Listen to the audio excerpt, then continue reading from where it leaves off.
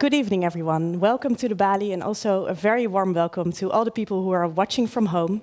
This audience could have been a much fuller house, but unfortunately we had a big storm tonight, so I'm really happy that you all came here and went out on the streets to come to our program tonight, because it will be very special, I think. Tonight we are going to talk about the mental state and the mental health, the psychoanalysis of our world leaders. Is Putin crazy? Is Trump mad? Those are questions that we have spent hours and maybe decades even talking about among ourselves with friends in the newspapers.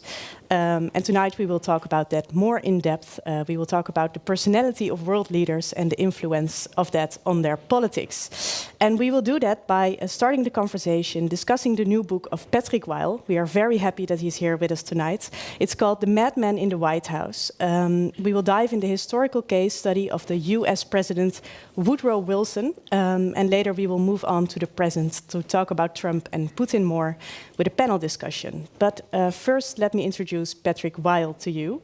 He is a French political scientist and an all-round intellectual. He is a senior researcher in social history at the Sorbonne University and a professor at Yale Law School. He is most widely known for his work on immigration, citizenship and the separation of church and state in France. I hope I say this all correctly. And his new book is, as I said, on the US President Woodrow Wilson and the role his mental health played. Welcome, please have a seat. And we asked him to first start our program to sketch a little bit the historical geopolitical situation of the just after the First World War to begin with. Please give him a warm welcome.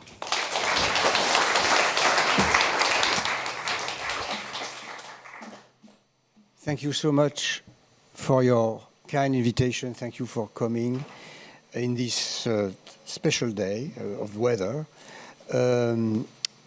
So I will make a short introduction. And in fact, I think the best way to introduce is to tell you that first, as you could see, I was not a specialist of Wilson, of First World War, until I discovered, and that we will discuss that later, an unknown manuscript of Sigmund Freud on President Wilson at Yale, in the Yale archives, and I decided to spend 7-8 years working to understand the fate of this manuscript.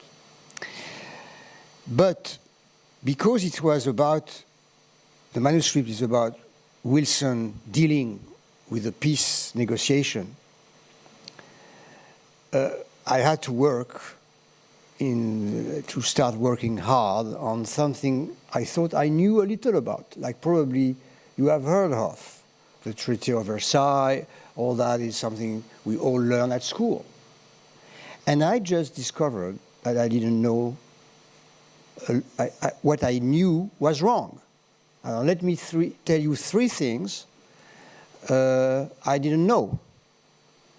First, as much as we all know that the League of Nations that was created with the Treaty of Versailles preceded the UN, I've never heard that there was a NATO preceding the real NATO.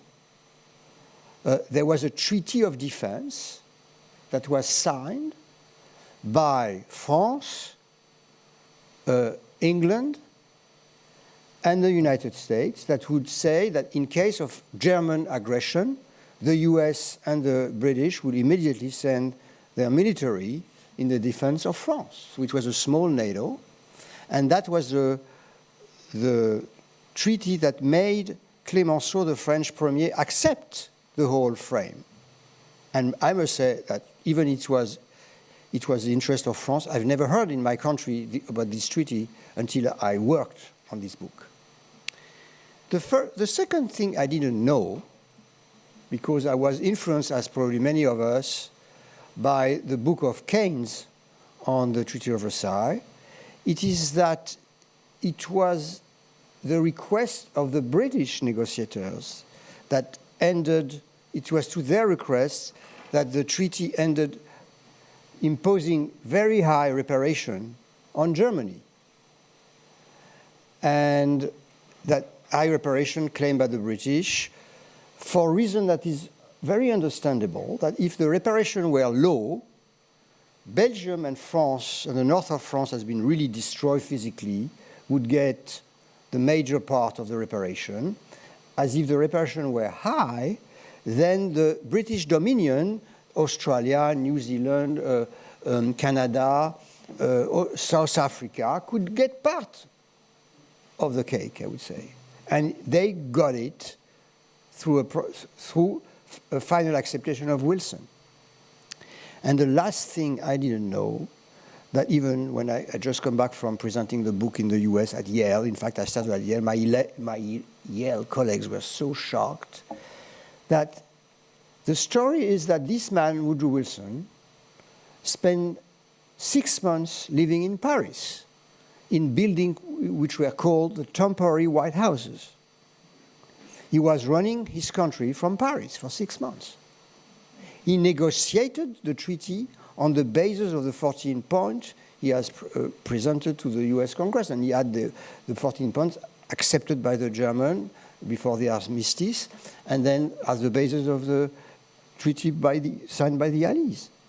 Nevertheless, at the end of the process, he's the one who ordered his fellow Democrat in the Senate to vote against the treaty.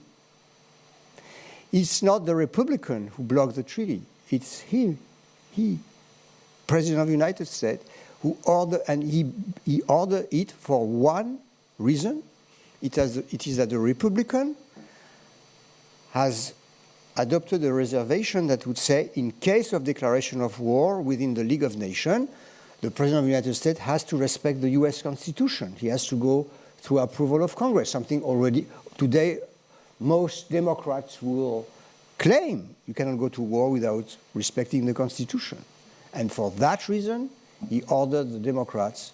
And so, I would say that at the moment of this collapse, most Americans, that means in March 1920, thinks he's mad.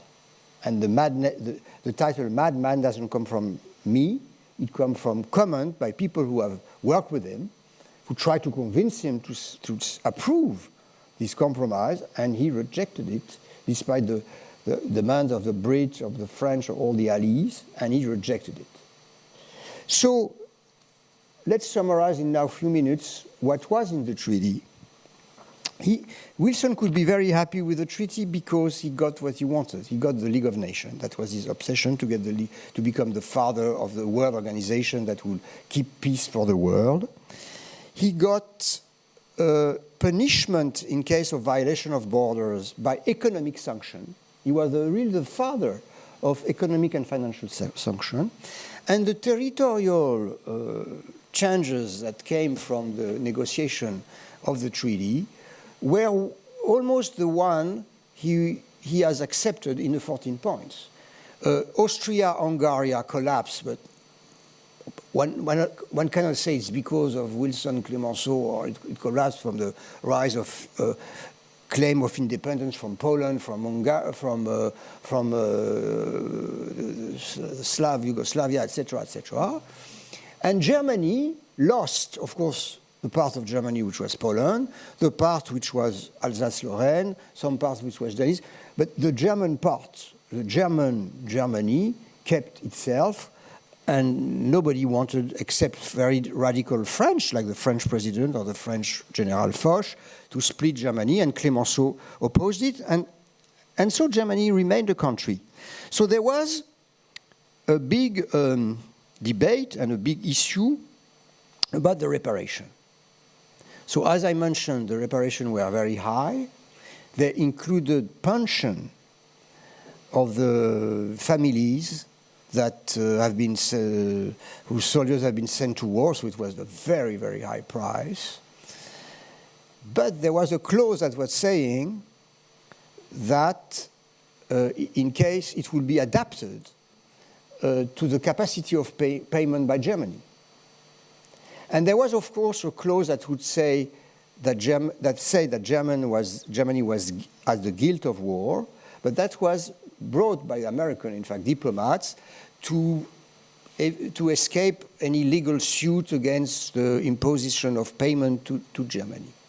But what was extremely important, and that I didn't know either, it is that the calculation, the high punishment on Germany came from the infuriated public opinion. German troops, when they retreated, when Germany was negotiated the armistice, destroy villages in Belgium and in north of France on the flood, destroy a boat full of civil passengers between Ireland and Great Britain, just a few weeks before while they were negotiating the armistice. And so the Prime Minister of England, the Prime Minister of France, the Prime Minister of Belgium could not come back and say, we didn't impose anything to Germany, we have to keep the... They had to be very tough, at least in speeches and in some provision. But they all agreed, and that was the plan, to reduce the reparation under this commission, one of the commissions that was created within the treaty, that would have been presided by America if Wilson would have not retreated and ordered the Democrat in the Senate. So the fact that he gave this order destroyed the whole frame that has been built by him and his partner in the peace process. And so when we talk still today about the Treaty of Versailles, it's like if you would talk of the UN or NATO without the US. You would say, okay, it's UN and NATO, but without the US, it's not anymore UN and NATO. It was exactly the same. After the rejection of the treaty by Wilson and the Senate, we still called it the Treaty of Versailles, but it was a destroyed instrument for peace, and it led to the following war. Thank you very much. Thank you so much. Yeah, please give him a warm applause. And come sit here with me or anywhere you like. Thank you so much for this introduction about this period of time and the moment that a lot of people thought that was a very weird decision to make by Woodrow. But let's start a little bit about what you said in the beginning, because you discovered a manuscript of the psychobiography written by a diplomat, an American diplomat, William C. Bullit, and Sigmund Freud together. Yeah. Can you tell me a little bit about how did you first discover this book? So I had read, there was a printed book that probably has been published in Dutch, I didn't check. It was published in America in end of 1966. In French, it was published in 1967. I was a student in the 70s. I bought the pocket edition. I read it, and I found it a little odd, but interesting. Because, you know, we all talk about the psychology of our leaders. You know, that's a conversation we have as citizens. But to have a book written by the father of psychoanalysis on one leader is quite extraordinary. And so I had this book, and I don't want to say how many, 30 years later, in a bookshop in New York, while I was going to be teaching at Yale Law School, so in the summer of 2014, I found the American edition to my home, and I were there. I immediately found the boxes related to this book they wrote with Freud. Imagine you go there and you find German, Gothic German handwriting of Freud. It's quite impressive, you know, you have like that. I have all these things, and then a few weeks later, I'm not very far after the first discovery, I discovered the original manuscript, and I can share with you why I could figure it was the original manuscript, because it was signed by the two authors at the end of each chapter. And so it was obvious that it was something original. Original, exactly. And then I compared the original manuscript with the printed one. there were 300 cuts or revision. It was totally different. Completely, on very major points. So there was an option. Either I make public, I found an original manuscript of Sigmund Freud, I had 10 minutes of celebrity, and that's over. Otherwise, I decide to make a long investigation on how they work on their original manuscript, why the co-author revised it before publication, and what was camouflage, and that took me 7 years. And I had to go through the diplomatic career of the co-author that explains a lot. It's explained that they wrote the book together. It's explained that he revised it before publishing. And it's why it's a book where you have the story of this manuscript, the story of the Treaty of Versailles negotiation of Wilson, and at the same time you have the diplomatic history of the US. All together, yeah. Together. Yeah. So I think we all have quite an image of Freud. I think we all know the name, but this American diplomat Bullit, what was this for guy? So he was a very transatlantic guy because he's, in fact, his very late ancestors was a Protestant from France, fleeing the war of religion, and he was named Bullit, transformed in Bullit, and on his mother's he was German. They were German immigrants. And another interesting story is that when his grandfather on the mother's side died, his grandmother, who had 4 daughters, one was his mother married in Philadelphia, 3 others were not married, and they all moved to live in Paris. So every summer, he traveled with his mother to visit the grandmother and the aunts, who has moved. One is married in Berlin, the other in Italy, the third is in London. So he speaks French and German. And he goes to Yale College. He goes to Harvard, but leave before he got the degree, and become a journalist. And he's so good journalist, he's traveling in Germany and in Austria during the war, that he's hired by the State Department to follow the Austrian-Hungarian Empire and the German Empire when the US have started being involved in the war. So and at that time, the State Department is across the White House. So he could, so often he would bring the memo directly to Wilson or to Wilson Butler or whatever. So yeah, so he was very close. He was very close. And he had the idea of copying the socialist, social democrat, or liberal discourse of the German parliament to make it in the words of Wilson, so they would seduce the German public still at war of the German, so the German liberals would be seduced by his speeches. So he was very smart. And then when the armistice is signed, he goes with Wilson on the boat and even interact with him strongly to have Wilson tell them what he will do. And then he's sent to the International Socialist Congress of Bern in February 1919, and then he's sent to a secret mission to Lenin. So he tried to have Lenin in the peace negotiation by having a truce in the civil war, and he got a mandate from his boss, Colonel House, and from Lloyd George. And he negotiated with Lenin during 3 days, and he got more than he was asked to. And Wilson doesn't even want to meet him when he comes back to Paris. Wow, why not? What?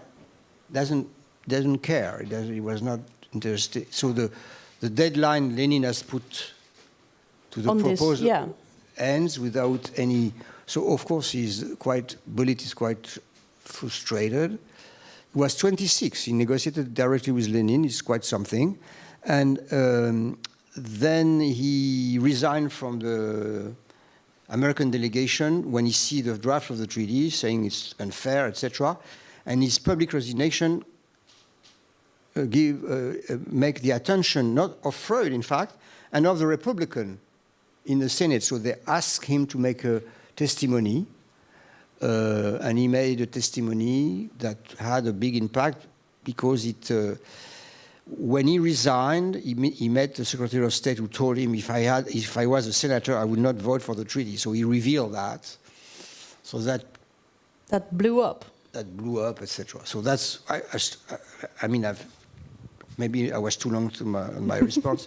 So that's but where it's a man with a very interesting career at a very young age. So what happened is that after he made this testimony, of course, he's out of diplomacy.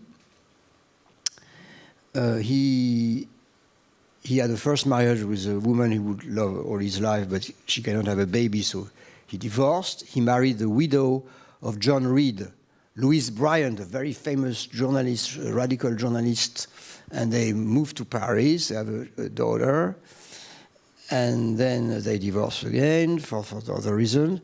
And then at that time he has visited Freud for his own personal problem and for... He was a patient. He was a patient, but he was already writing a play on Wilson, which is a very good play, in fact, never produced.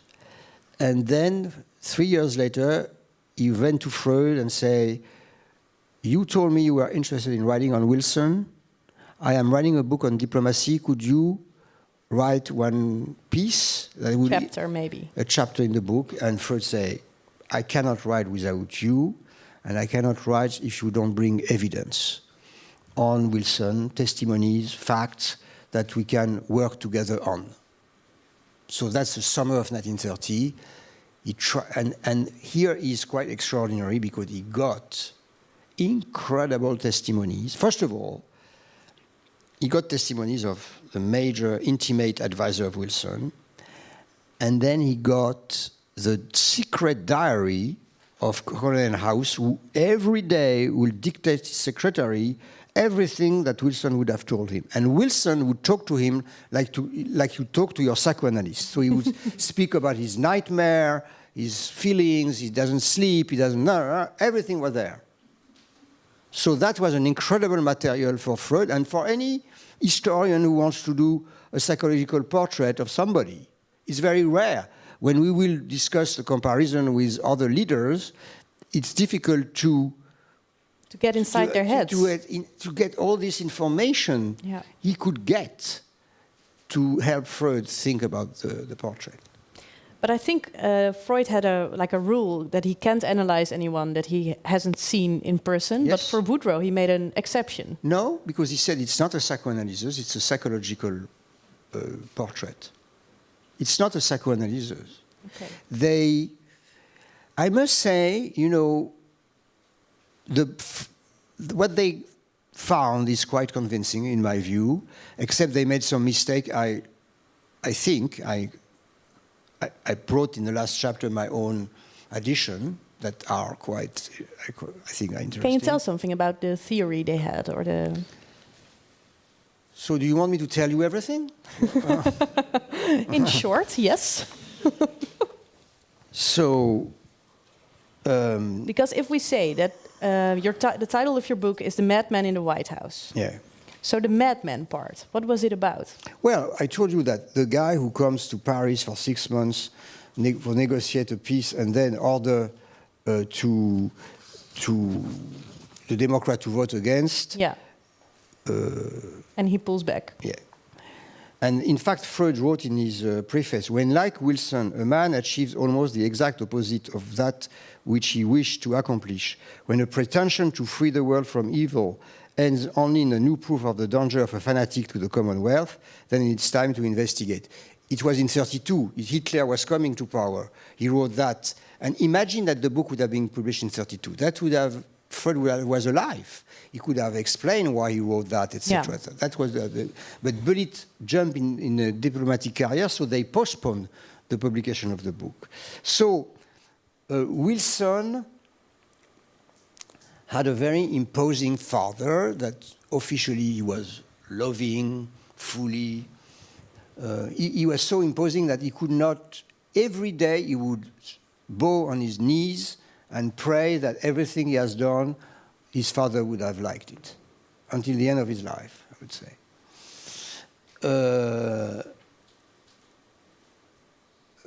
Freud and Bullit, Freud knows that when you have so much expression of submission, there is probably the same level of aggressivity that is not expressed, and that is frustrated. And in fact, what was interesting is that for Freud, Bullit finds in the house diary that during his time in the White House, Wilson had permanently nightmare about Princeton. He was president of Princeton after having been a student and a professor. So why did he have nightmare about Princeton? Wilson had needed to have, his biographer says, Wilson had to have a woman at home and one much-loved friend, and then could be hard as steel to any man outside that circle. But the most important moment in this phrase is a much-loved friend. He had a much-loved friend. He needed one. And what happened is that this loved friend was a colleague at Princeton with whom he would spend days, and the family, the couple were seeing each other, etc. And he was a colleague who suddenly one day doesn't agree with his friend, which happens between friends to disagree. But Wilson could not stand the disagreement and became obsessed by the fact that his friend and colleague did disagree with him on the reform he was proposing of the eating clubs, which are still existing in Princeton. And the other feature that existed is that as much as he has a loved friend, he has also a harsh enemy that, in fact, Freud and Bullit analyzed as a representative of the father. And the harsh enemy was a colleague, another colleague, who had a project of having a graduate program that didn't exist at that time in Princeton. And the guy came with sponsorship from a company, etc. And Wilson lied so much in front of the board that the board almost fired him for.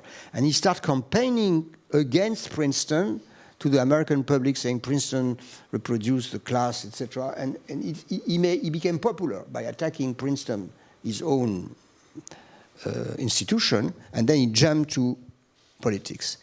But the feature of having a loved friend who became a traitor and a harsh enemy was exactly reproduced during the peace negotiation. Colonel House, who was his loved and dear advisor, became obsessed with hatred against him.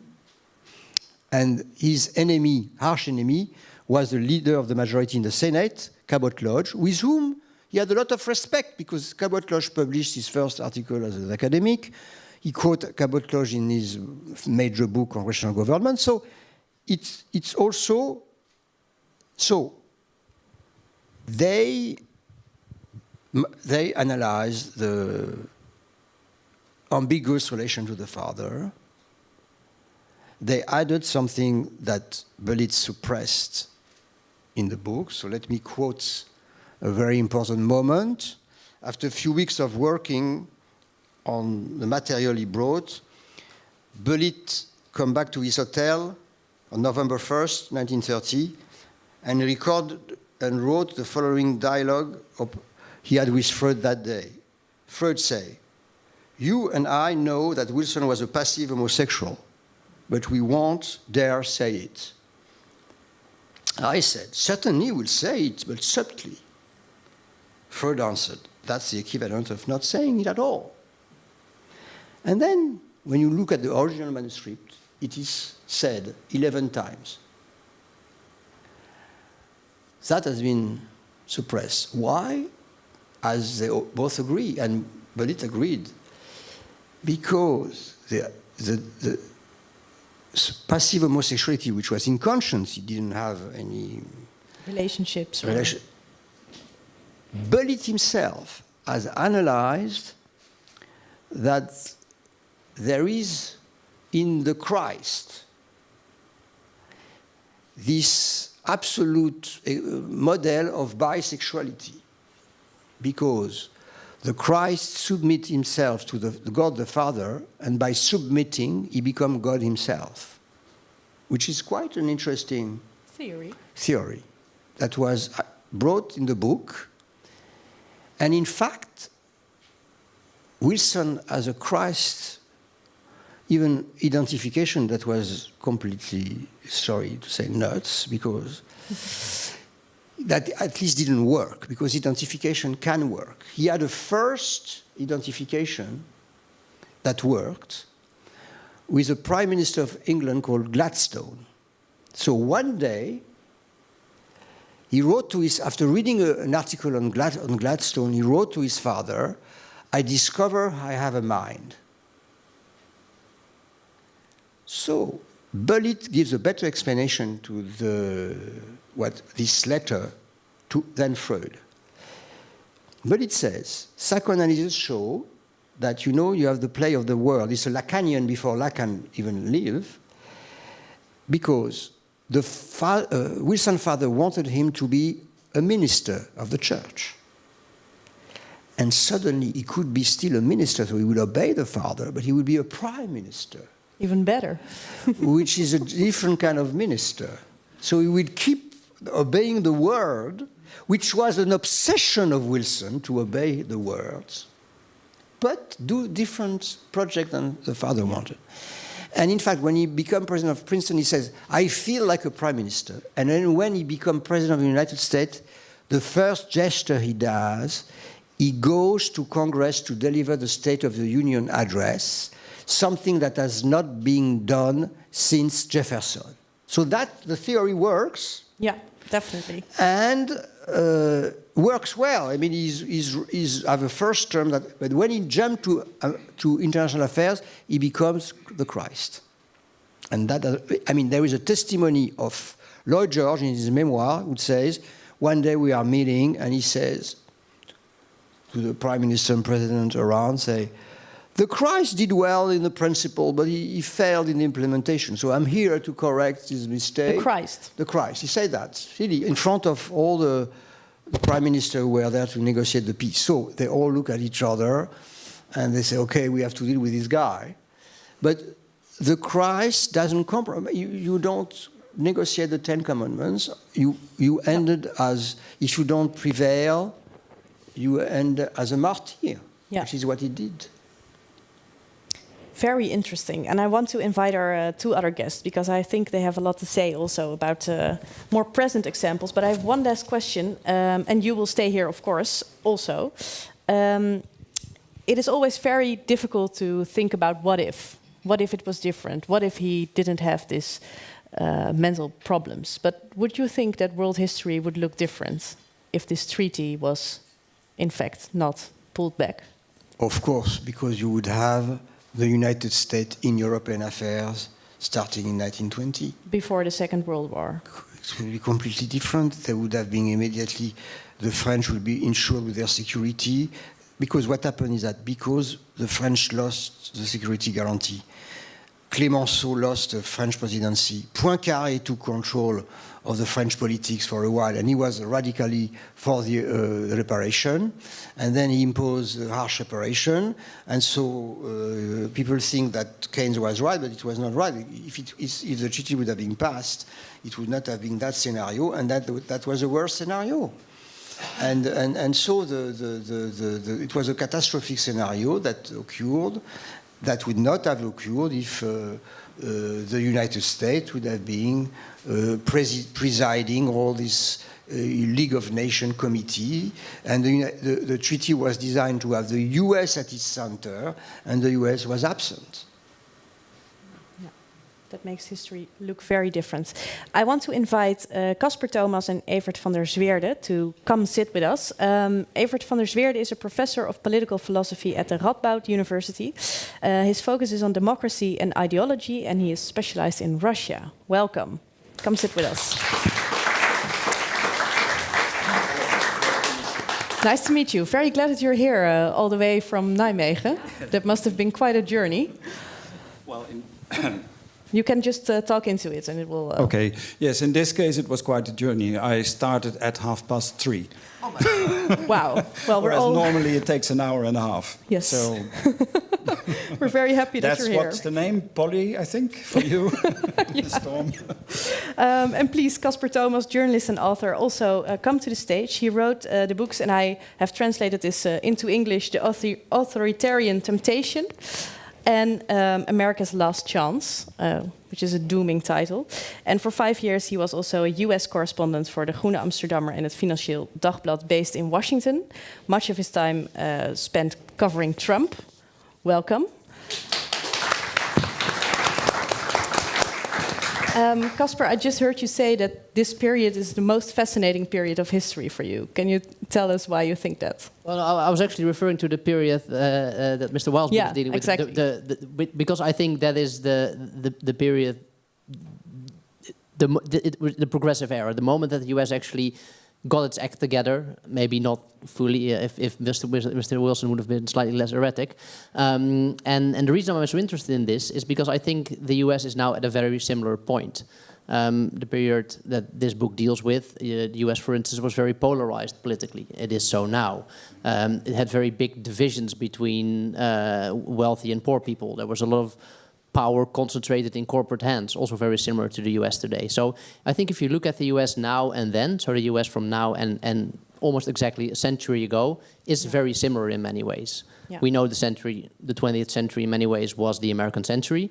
The question is now, this refers also to the title of my book, America's Last Chance. I think there's a potential for the US to again have a great century, or it could fail miserably. And it all depends on political leadership, on what comes out of the elections, on many things. But if history is any guide, and we all know history never repeats itself fully, but it can maybe rhyme, as the cliche goes. And if the history could rhyme, the US is not written off yet, which I think many people do, especially after Trump. Like this is the end of the US as we know it, the end of the US democracy. Nearly there, but maybe we're maybe we're on the upswing again, and we don't know. History is an open book in that sense, but that's why I say America has a chance to get its act together, and the question is whether they will seize it or not. Yeah. Evert, I don't know how much of the discussion you have followed, but I'm interesting to see what you think of the story of Woodrow Wilson. Yes, well, I managed to read half of your book. And I managed to hear half of the talk, so I hope the halves are... Two halves are a whole together, yeah. I hope the two halves are a whole together. No, I find this topic very interesting. As a political philosopher, I find it interesting because it raises the question, what do you do with the psychology of politicians? And of course, if you look at it from a historical point of view, as a biographer, for example, psychology is probably key. And psychoanalysis, as your book shows, can be an important theoretical framework to evaluate the career of a politician, his actions or her actions, etc. At the same time, it raises the question, well, what do you do in the current situation when you have an idea of a politician's psychology? Yeah. Right? Even if that is in psychoanalytical terms, like saying that Donald Trump is a narcissist or something like that, which is, I think, even if you're a very weak Freudian, manifestly true. We might agree on that. We might agree on that. But the question is, how do you deal with that? How do you deal with the psychology, the character, maybe the psychopathology in some respects of potential candidates? And that is where I think my discipline, political philosophy, comes in. And off the top of I did prepare a lot of things on the way also. But you had a lot of time. It was quite a hectic journey, I have to say. And I will also draw on the comparison with Vladimir Putin, who is now, of course, considered mad by some people, or some people would say, has he gone mad? I think what we need to do, or what we need in politics, is to try to focus on what politicians do, on their actions. Yeah. The trouble, however, is that when you are about to elect a politician, you don't know what those actions will be. You only can look at past actions, and maybe there are some things that give you an idea. But you never know. You might look at how Donald Trump has been running his business empire, for example, which, to my mind, would be a clear indication of how he would act as president. but you don't really have an idea what happens to somebody when getting into that sort of position of power. And power, of course. And power. Yeah. So the question, I think, to give 3 points, I think there is no absolute guarantee. There is no way of preventing that somebody in that new position, because we have to bear in mind that moving from, say, being a senator or being a businessman, as in the case of Trump, or being head of the KGB, as in the case of Vladimir Putin, and then becoming president, is a major change also for the person in question. Yeah, of course. Who also may not be able to predict or to, to preclude particular effects or whatever. Yeah. So it's a surprise not only for the audience, not only for the public, but it's also a surprise for the person itself. Yeah. Itself. But, okay. Let's keep your 2 other points for now, because we will look at some images of Trump and some images of Putin, and I think we'll start the analysis after that. Okay. So, Casper, when we hear the title "The Madman in the White House," I think our first thought is Donald Trump. When I got invited, I thought, hey, it's going to be an evening on Trump, but then it turned out to be an evening on Woodrow Wilson, Yeah. which is great, Yeah. and yeah, no, I like Wilson just as much. Actually, I lived right around the corner from Wilson's house when I lived in D.C. And there's one thing, and maybe the answer is I've also read half the book. Maybe the answer will be revealed to me when I read the entirety, or maybe we can talk about it today. But he was not much of a traveler, Wilson. In fact, when he went to Versailles to negotiate the treaty, if I'm not wrong, I think it's the first time he left the United States. No? Is that not true? He was traveling a lot to... Don't forget the microphone. He was traveling a lot to Bermuda, but he was traveling to Scotland, England. Okay. It's the first time to the continent, European continent. Yeah, yes, yeah. yes. So, and the thing I remember from visiting his house, it's now a museum, that he had a cupboard which was dedicated to his suitcases. Specifically, it was beautiful. I thought, like, wow, I mean, if you want like a design element in your house, have Woodrow Wilson suitcase cupboard. And stacked in that cupboard were the suitcases that he took with him, the large ones, the small ones, he took with him to Versailles. They were put back there, and that was the end of it. So I always wondered what his thoughts were with those. What was Why a special closet for? Exactly. But he probably knew he was not going to make such a trip anymore in his life again. So why keep him? Why build a special closet for it? Yeah. I don't know. But this is digressing, I think, from the topic. Interesting question. But let's go back to Donald Trump to ask you an obvious question. Do you think Donald Trump is mad, crazy? Well, and this is a question that could be expected, of course. And to be perfectly honest, if you ask me as a person, as a citizen, I would probably say yes. There's some complicated things going on in his mind. The thing is, I can't. But as a journalist, I find this question much more difficult to answer, because how do you report verifiably with 2 sources backing up the facts, etc., on whether somebody is mad or not? Yeah. So there you go. And this was very difficult when I was a correspondent in DC, because this is the question everybody asked. The editors asked the question, the public asked the question. He's mad, right? He's completely crazy. Or other people said, well, he's actually a genius, isn't he? And the two border each other, of course. Yeah. And the thing is, but so for a journalist, it's actually, and this is interesting what David said, like the discipline of political philosophy helps.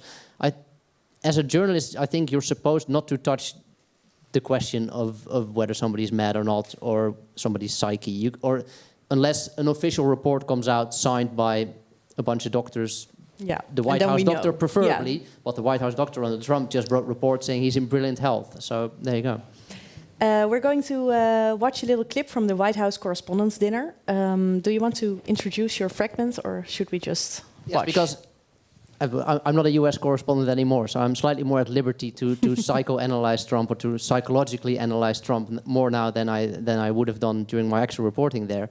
And I think in this particular scene, we will see a good illustration of one theory, a very strong theory of why Trump even ran for president, what is his main driver as a politician and as a president was. Okay, let's watch. And maybe will be. There's a vicious rumor floating around that I think could really hurt Romney.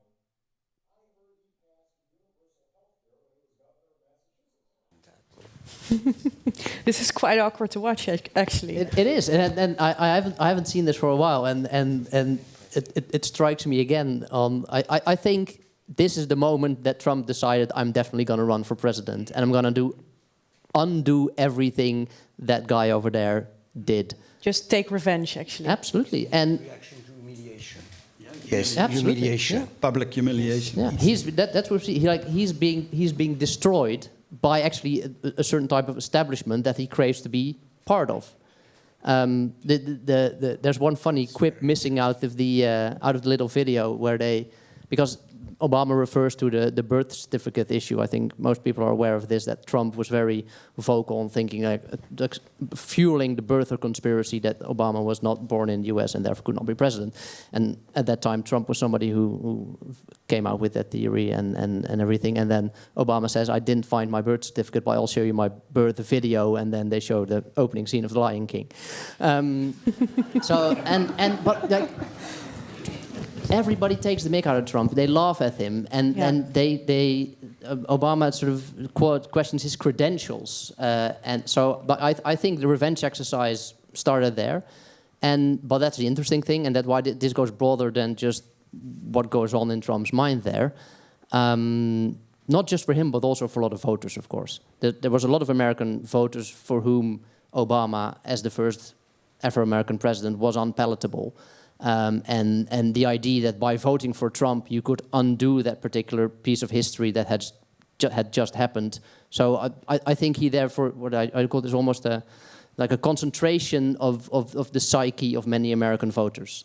And like I say, but this is not reporting. It's also maybe not hard science, but this is my theory on what happened. Patrick? Frankly, your two remarks are remarkable. Let's start with the last one. When you'll get to the end of the book, you'll find that what I add is that what Freud and Bullit forgotten, that Wilson reacted only to humiliation. In fact, they didn't know that the father was not only dominating, but he was humiliating him publicly.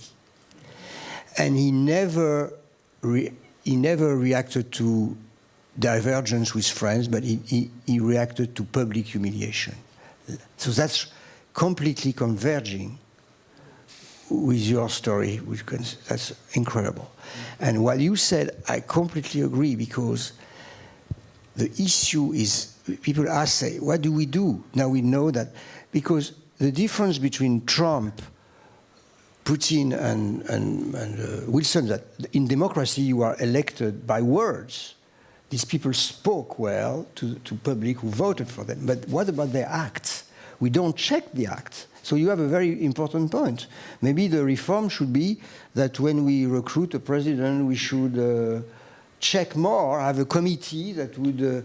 I mean, I don't know, but you pointed a very important point. Yeah, because how different is that for Putin?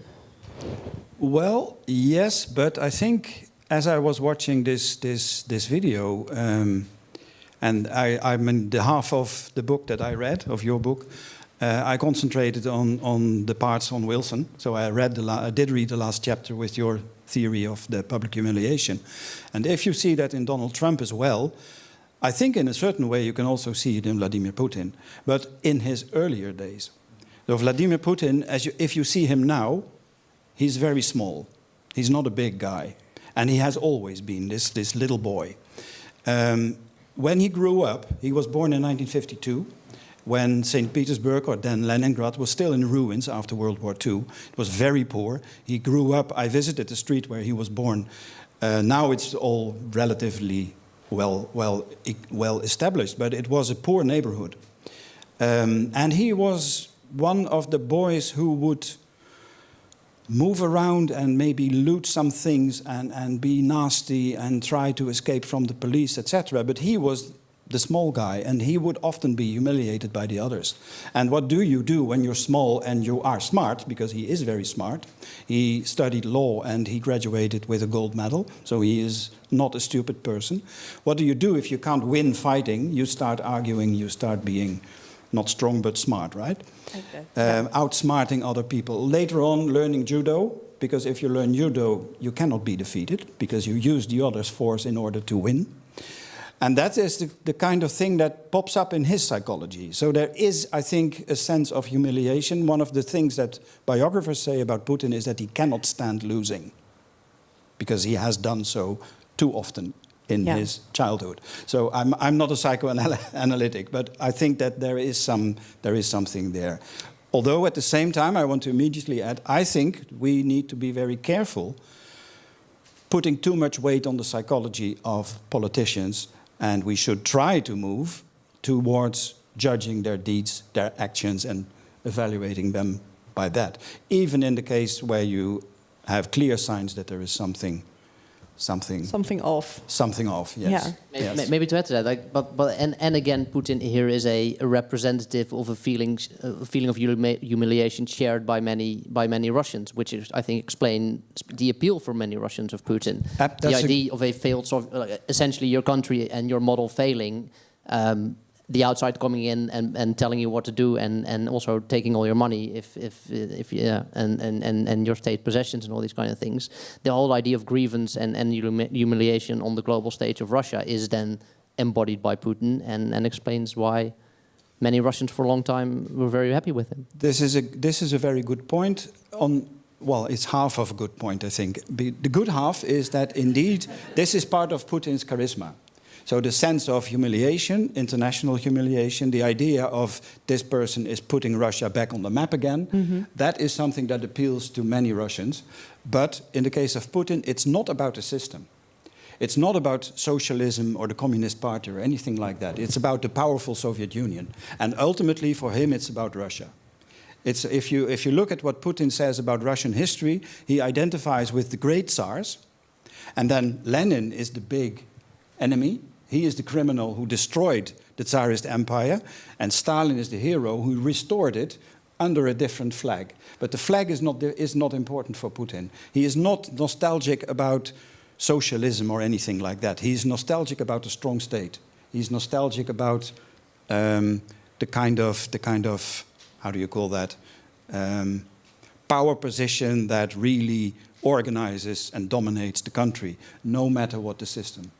And this is something I think that is very important for us to bear in mind. He sees himself as a person in a long row of powerful tsars ruling Russia. And for him, Russia has to be an empire. So when he is saying what he was saying already a long time ago, that the falling apart of the Soviet Union was the biggest catastrophe in the 20th century, I think there are a few other examples that might be bigger catastrophes, but that's a different discussion. This is, in his case, I think it's a sincere sentiment. He really sees it that way, but that is not because of socialism or communism. It's because of being powerful, being a world power, etc. It's about Yuri Gagarin, it's about the Olympic gold medals, it's that sort of thing. It's not about political systems. Putin has been president for a very, very long time. Yeah. Is there a certain moment when the speculations about his mental state began? Well, some biographers, like Masha Gessen, for example, have been pointing to his psychology all the time,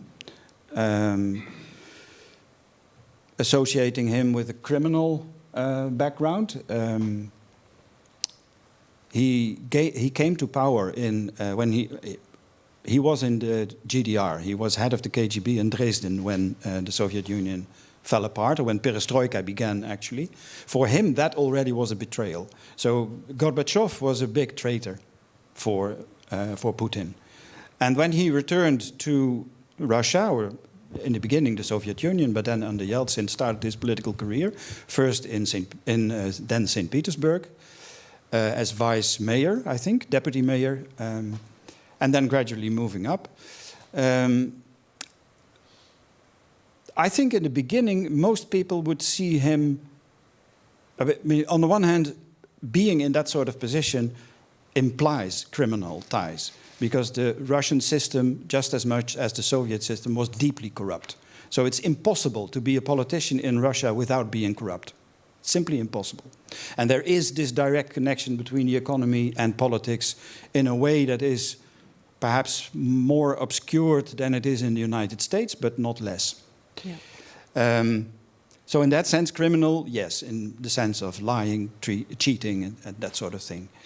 But the idea that something went really wrong in his mind is of a later date. There's a famous set of interviews with Vladimir Putin by Oliver Stone, where he comes across as somebody who is completely in control of the situation, who has a very clear perspective of international affairs, much clearer than somebody like Donald Trump, for example.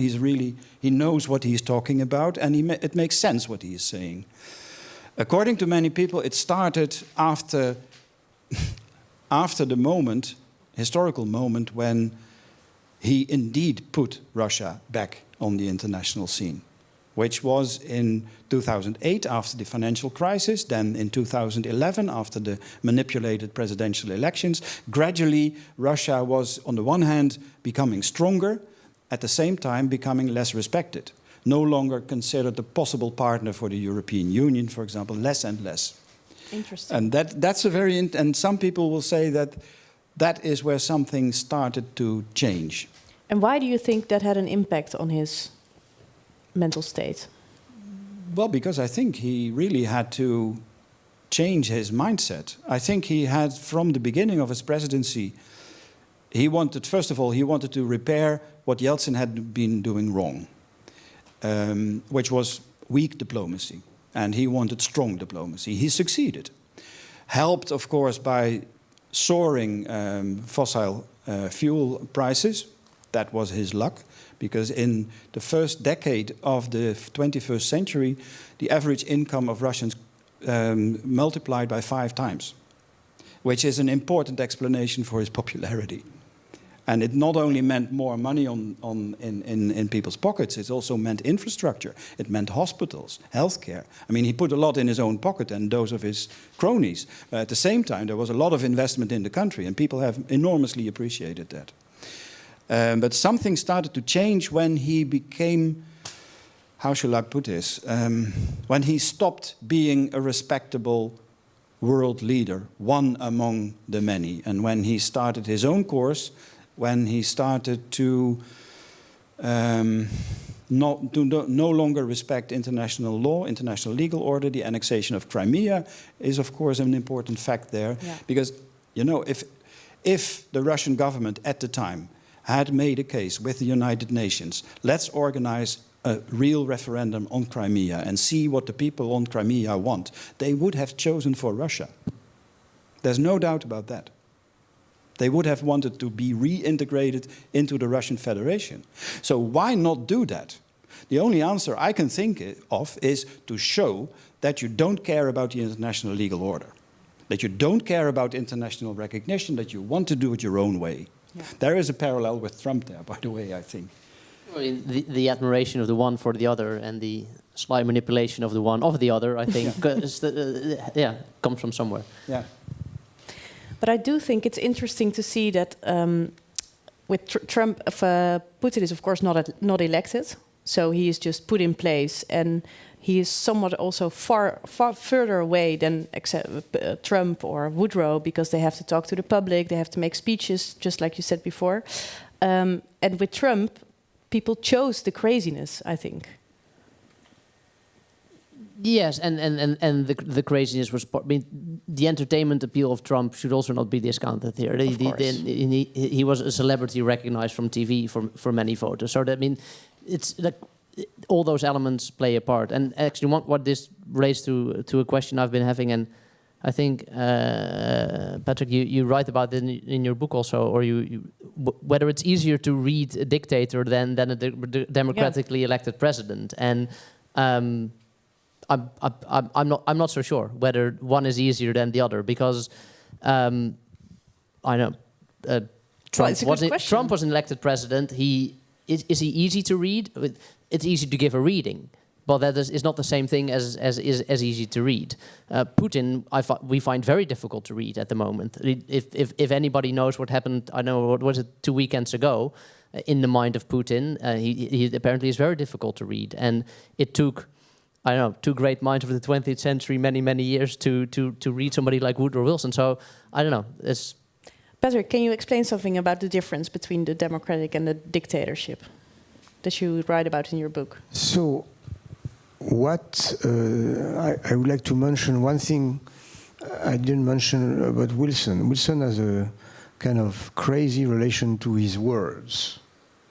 Probably because he has this, his father was obsessed, learned him to talk before he was able to read and write. And the father was a pastor, so he would bring his son to the pulpit of the temple, etc., etc. So he was obsessed with saying something. Everything he would do could be related to his words, even if it's totally artificial. So in the negotiation, the other leader of the foreign country understood that. So for example, when he accepted the reparation, it was through a man he has been so. His passive homosexual attraction went to the representative of South Africa, Jan Smuts, and anything Smuts would ask, he would give. So a lot of territory South Africa got, the reparation was asked for by the South. But Smuts has understood that he had to, for the reparation, to connect what Wilson has agreed on November 4th, 1918, to the crazy reparation the British wanted. So he wrote something that could be related. So that's something also the democratic leader have to speak, and so you have the status of the speech. I would say, not to compare, my president, Macron, it's the opposite. He has no relation to his words. Sometimes he respects his words, sometimes he doesn't respect his words, sometimes he does the opposite, but he has also a bizarre relation to his words. So I think that's something we should also follow, the relation to speeches, which is a quite interesting. And there is a before Freud wrote, in fact, there was a guy who was a speechwriter of Wilson, who wrote a book on Wilson words and language, Hale, and he sent to Freud, and Freud was very interested. And in fact, the guy has discovered the science of lexicography, and he has found some features that he was using a lot of adjectives, etc. So that is something we could, frankly, journalists, academics, we could work more on the relation between words and acts, on the relation on the language. Something some colleagues are working on, but we don't use it much. I mean, it's early days, maybe still, because Trump could be president again, for all we know. But all the material to do a similar exercise as Bullit and Freud did on Wilson is there, because Trump's presidency was extraordinary in the sense that while he was president, all these books came out with eyewitness accounts of people in his close vicinity who would tell you what he said, what he ate, how he slept, what he like. So all the stuff is there for the future historian, and I think it's just a matter of time before these things will come out, and then we'll have similar accounts on Trump. But maybe again they'll wait until, because if you throw it into the arena now, it will become fodder for election campaigns, and it can work against him or in his favor. So probably, I know there's the academic distance that is still there, but I know this stuff is going to come on Trump in a couple of years' time. Yeah, and what about Putin? I think there will be a lot on Putin as well. Just adding to your previous question about when he went mad, there is this idea of isolation in the case of Putin. And now everybody is saying we're back to the times of Kremlin watching. You know, there's all kinds of things happening behind closed doors, and we don't know, so we have to gather little bits of information, etc. But that's relatively recent. And Putin has been, I mean, he's not the kind of great speaker. He is not an Obama, for example, who is, of course, a brilliant speaker. But he did give lots of speeches.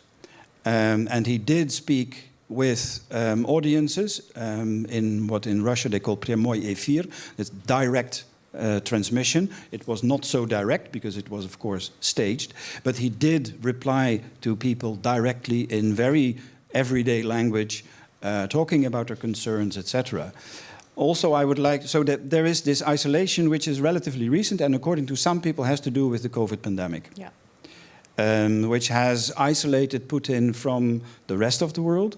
We all know the pictures of the large table where he was sitting with your president, among others.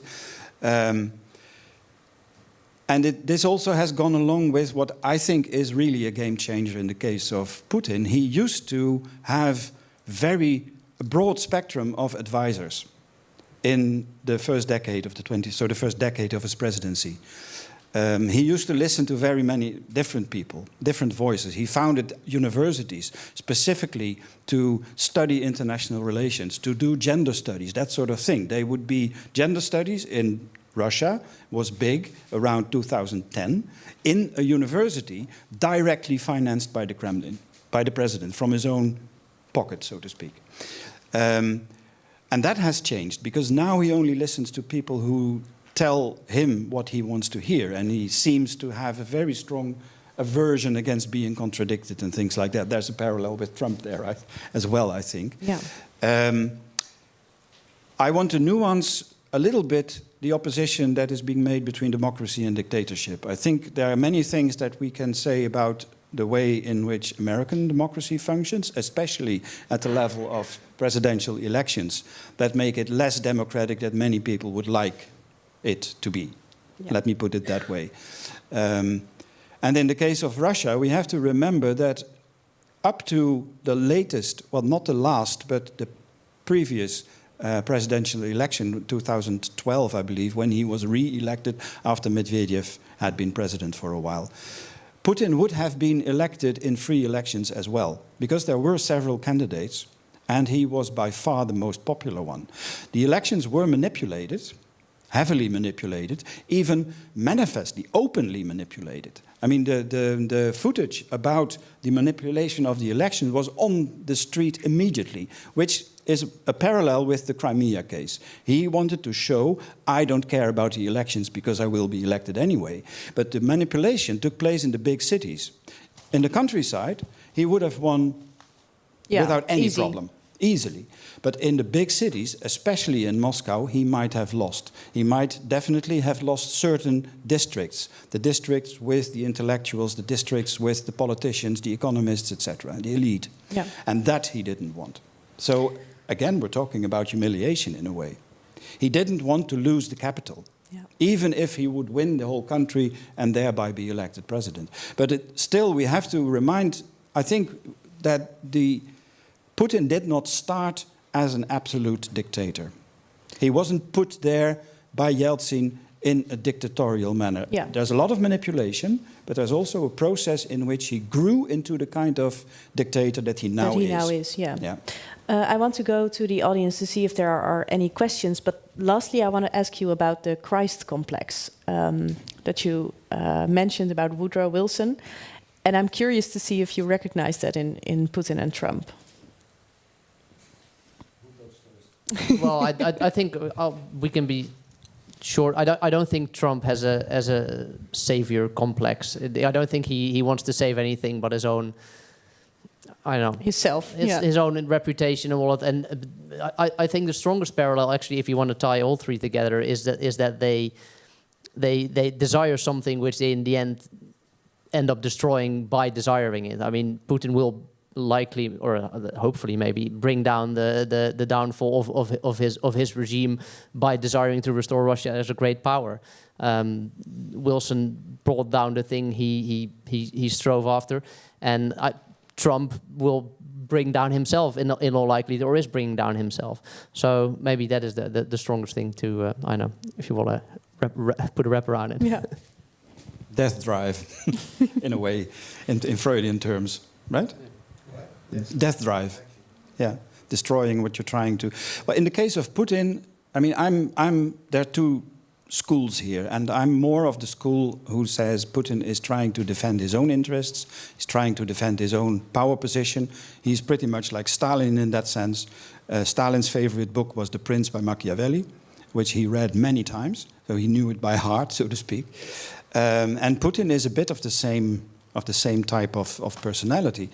But there is a very strong tradition in Russian culture saying that only Russia can save humanity because it is the bearer of true Christianity. You find it in Dostoevsky, you find it in Solovyov, you find it in Ilyin, in many philosophers, including the philosophers, Ilyin, Solovyov, that Putin has been reading and that he has been handing out in luxurious editions on a New Year's reception to all kinds of officials saying, well, this is what you should read. Now, that doesn't mean that he is reading that from cover to cover and that it is lying on his nightstand, yeah, on his bedside, but he does read that sort of thing.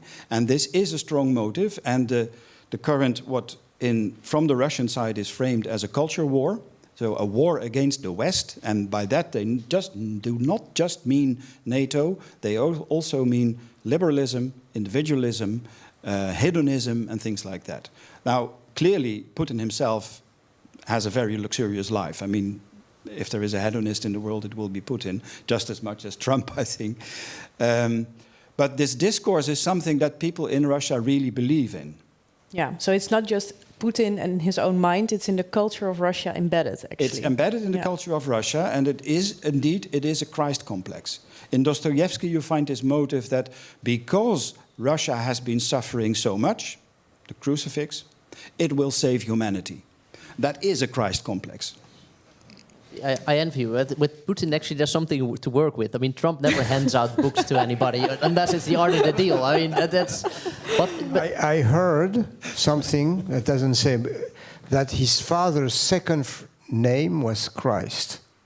Of Trump? Yes. Fred Christ? Yeah, yes. Could very well be. I know his first name was Fred, but I don't know his second name. But Trump definitely also has a father complex. That is, like, if every Trump biography he has... That's sure. Authoritarian father who would actually pit his two sons against each other to compete, and I mean, yeah, there's something there.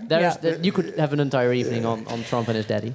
Patrick, last question for you. I know that historians don't really like to learn real lessons from history for the present day, but after studying Woodrow and his psychoanalysis and looking at these two world leaders, and there are a lot more, is there something we can learn from how it went down? What is interesting is that Bullit, even if he was American, the lesson he took from it that the parliamentary system is better, because we can get rid of a prime minister within one day. We don't have to, even if he's nuts or she's nuts, that is resolve the problem. So we don't have, as in the presidential system, it's much more complicated. And so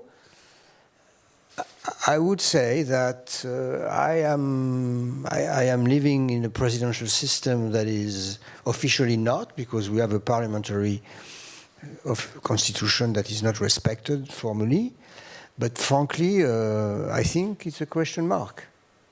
Isn't it all this thing we are talking about showing that it's better to have a parliamentary system in a time of personalization, mediatization, very rapid, movement through the social medias, etc. I think the parliament process means you take time. You have, even if you want to rush, you have to talk, you have to discuss, you have to.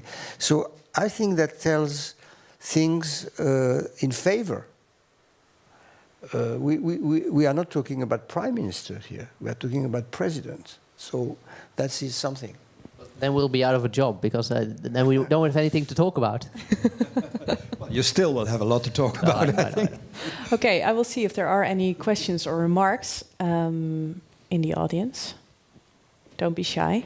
And I will lend your microphone, and I think you have to share, because we are one short, but I will come to you. I'll hold it. Oh, sorry. Thank you very much, Jaap Heringa. I was wondering, you talked about mental sanity a lot as a requirement, perhaps, for leadership. What about intelligence? How do the three gentlemen compare there? And would that not be equally important? Thank you. Oh, Wilson was extremely intelligent.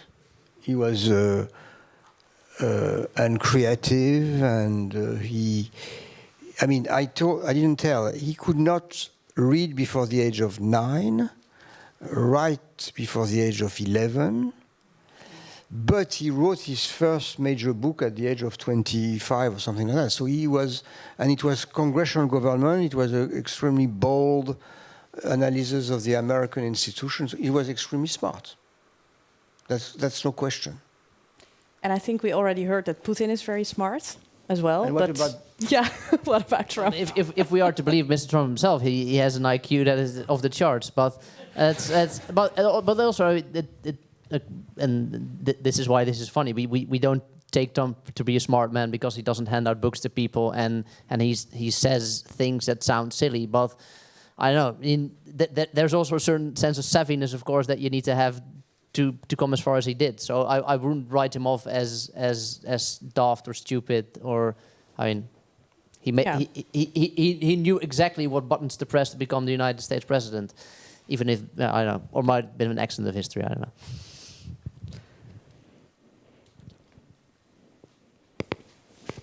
Sorry. Why is it dangerous to talk too much about the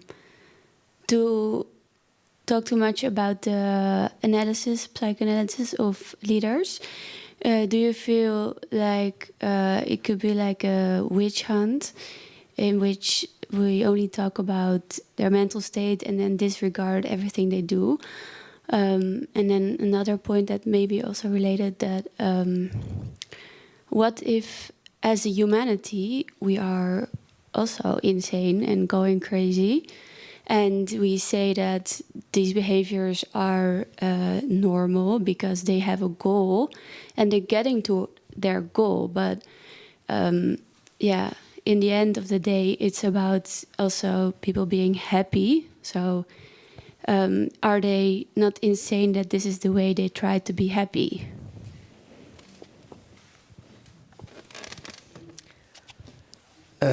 Yes, but they try to be happy by also ruling us, so it has consequence. Your will or my will to be happy doesn't have any much consequence, except on perhaps the person we want to be happy with, but for the rest, it doesn't impact millions or dozens of millions of people. So I think it's fair to be able to think about the psychology, but I agree, it's not everything about psychology.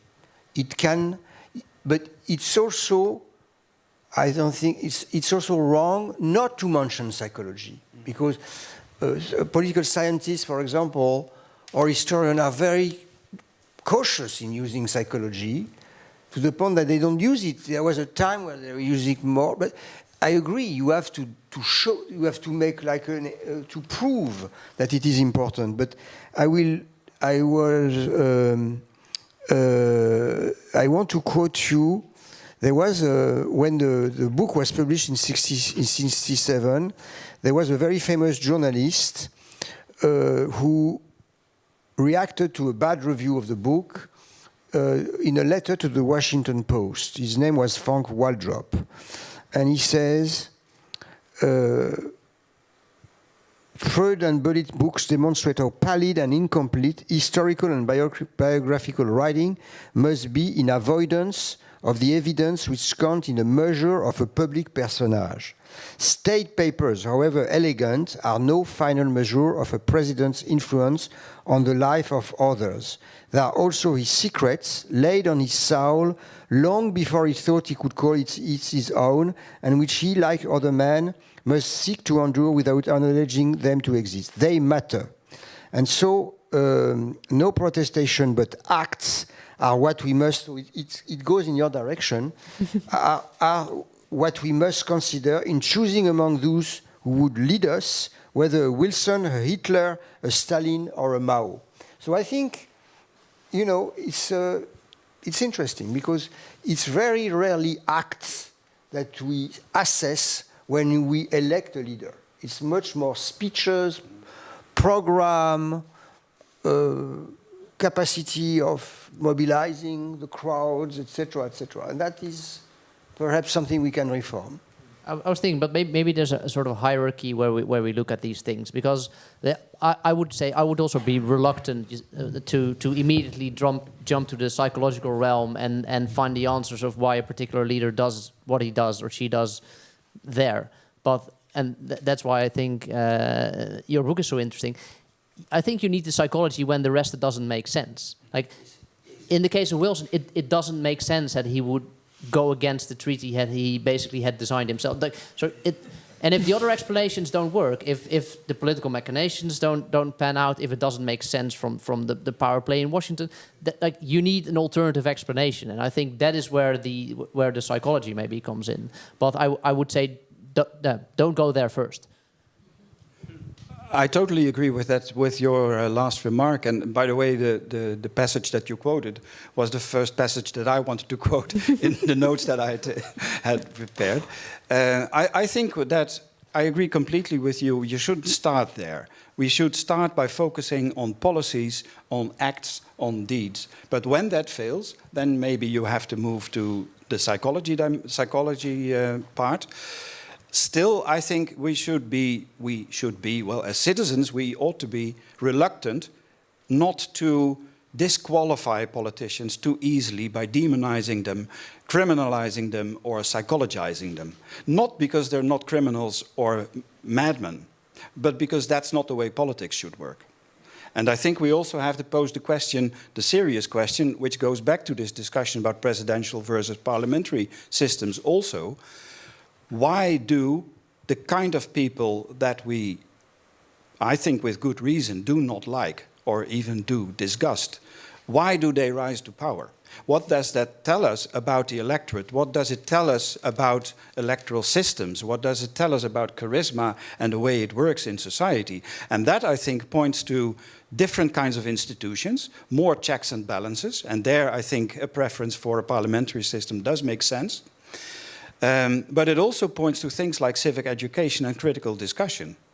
I think one of the big flaws of the kind of democracy we now have, that it is very consumerist.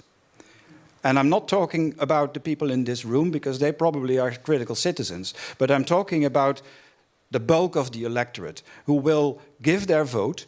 In return, they expect their promises to be fulfilled, the politicians' promises, and if they fail, they move to the next charismatic figure. I'm not saying that it's possible to repair that completely and to have a perfect political system or whatever, but I do think that some things have gone deeply wrong there in the kind of political systems that we have today, and that there really is something to be done there. So I think we should pose that question as well. But I agree, once the making sense starts to fail, you may have to move to a different register, but not too quickly. I think we should also keep in mind the possibility that a lot of things that somebody like Vladimir Putin is doing right now make a lot of sense from his perspective. From his perspective, those are rational deeds. If he thinks, if the Kremlin says, Foreign Minister Lavrov is all the time repeating, you know, NATO was expanding eastward, the European Union is expanding eastward, they're coming closer and closer to the borders of Russia.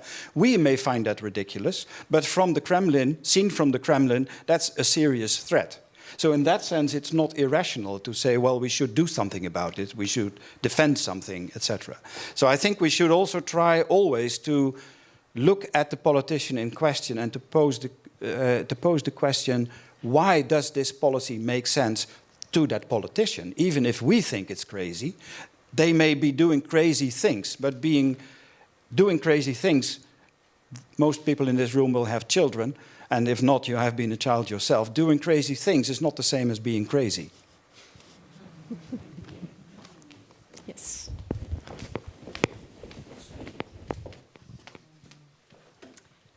I have a question. I thought the last point was very interesting, but maybe for another discussion or later on. But I think leaders we isolate them in a way. And I think you shortly discussed the fact that the people that are surrounded, or the people that surround those leaders. And I think there's a large responsibility, and we sort of ignore the fact that they are kept in place not only by the electorate, but also by the people that they're surrounded with.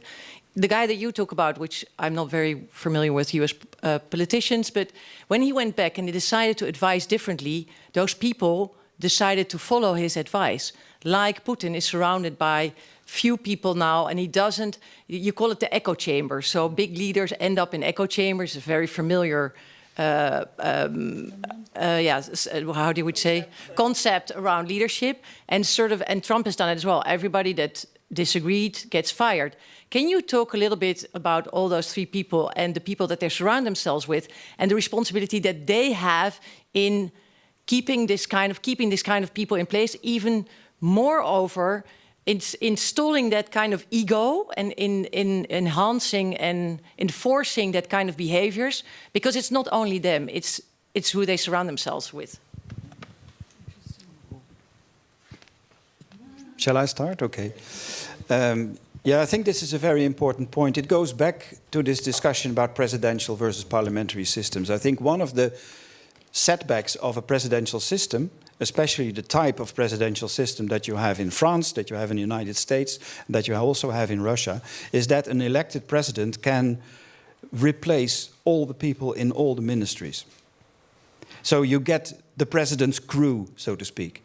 And this is what creates the possibility of an echo chamber. And if you have a system where there are more checks and balances, where a prime minister has to deal, maybe the prime minister, well, in a country like the Netherlands anyway, you have coalition governments, so that already prevents part of this echo chamber effect.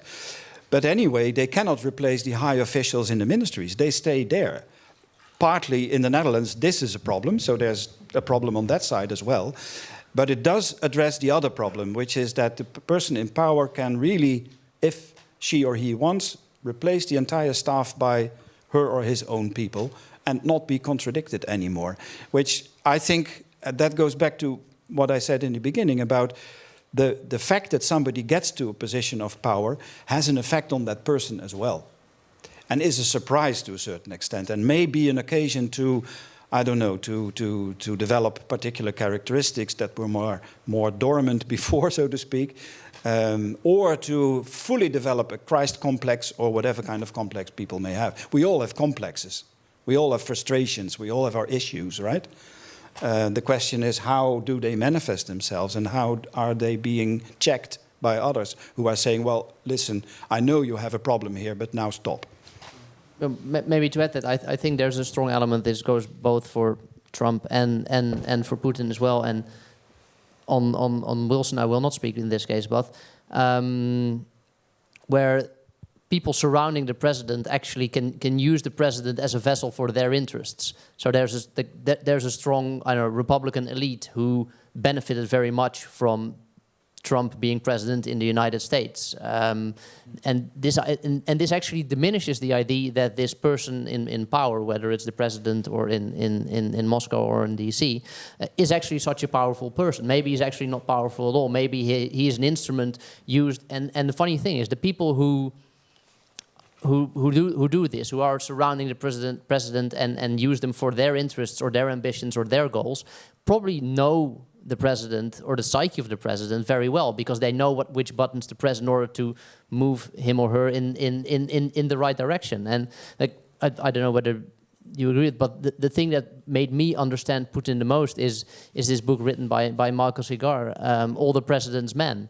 And for me, it changed the picture of Putin as a powerful dictator from essentially a puppet hung on the strings of other interests that we don't talk about and we don't report on, because we use presidents or people in power as vehicles to speak about the politics of a country, etc. And the US is especially prone to this. If you go to the US as a correspondent, all you write about is the president, as if the entire country is summed up by what the president is and does. But it also, there essentially the president is an instrument for other purposes. That's a very interesting question. In fact, when Wilson became president, the White House is a very small, he has like 3 collaborators or 5. It's a very small office. What will make his office a little stronger is war. In fact, he took it's where you can see is a little, he says, I know what will happen if we go to war. We will suppress the civil liberty, and then he does it.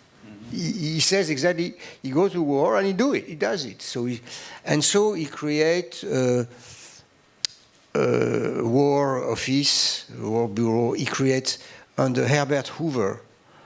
The French don't know that Herbert Hoover organized a food administration that was like a collective body that fixed the prices and brought food. In fact, before he became the head of the food administration, he organized the feeding of the Belgium and the north of French occupied. And then he organized all the food. So that was like an incredible power. Then they had also a propaganda office. Incredible propaganda. They created the 4 minutes man. So in the movie theater, at that time you have to stop, you have to have a break. 4 minutes, the man would come and campaign for the war in every movie theater of the country. So the war, and that has been a feature of the US. War has reinforced the presidential power, and they have been in war in a lot of time. But they had also taken the lesson of what happened is that they created a term limit. Because when the four election of Roosevelt created a warning, and it's why they passed the amendment that say no more than 2 terms. And I think that's one of the things we should all do, no more than 2 terms. That is a way of also limiting the isolation, the craziness, etc. Because when you are isolated 10 years, but then 20 years, I mean, everybody will become It only gets nuts. worse. Exactly. So that is something I want to add to the things you said, with which I agree. Yeah.